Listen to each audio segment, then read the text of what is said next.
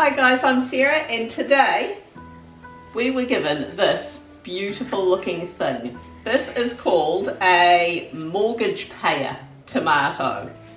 As the name suggests, I want more of these because I need a few more than just this one to pay off our mortgage. We were given this because it is a heritage variety of tomato. Heritage or heirloom is what you want to collect the seeds from. So we're going to get the seeds from this, and I'm going to show you the best way that has been recommended to me, the best way of propagating these seeds. Look at that, it's so pretty. I don't want to cut into that. I want to eat it. Okay. General consensus is everyone wants to eat it. Cut into this wondrous looking thing. Oh, look at that. That is beautiful. Suddenly everyone's turned up to admire this wondrous tomato. So I'm just going to get a jar, scoop some of these fleshy bits out with the seeds. So we're going to soak. The reason we're soaking them is because apparently all these pulpy bits that are around the seeds, they actually inhibit it from germinating. So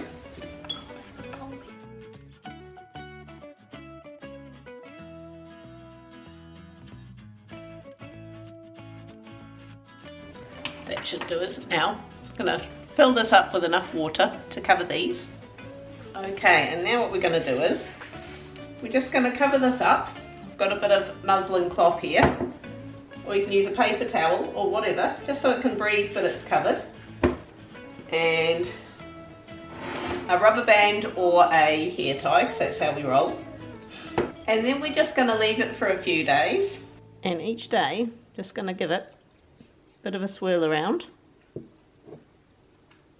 I'll show you what happens. Okay, so I left that longer than a few days, but you notice it gets a bit of white scum on top. That's fine. So we're just going to drain that. Just going to use a sieve. Chuck them in there. And give them a good rinse. And as we're rinsing it, just make sure that all the little bits of pulp are coming away from the seeds.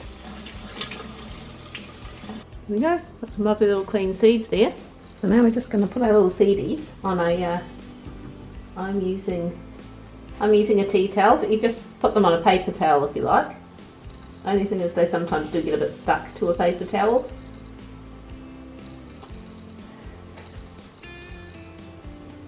So just going to put them on here and just leave them in a nice warm spot for a couple of days so they completely dry out, and then they'll be good to package up for next season.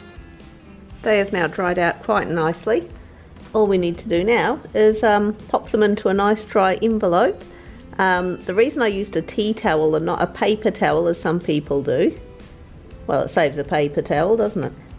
You can always wash a tea towel, but also paper towels, they just stick a little bit worse too. So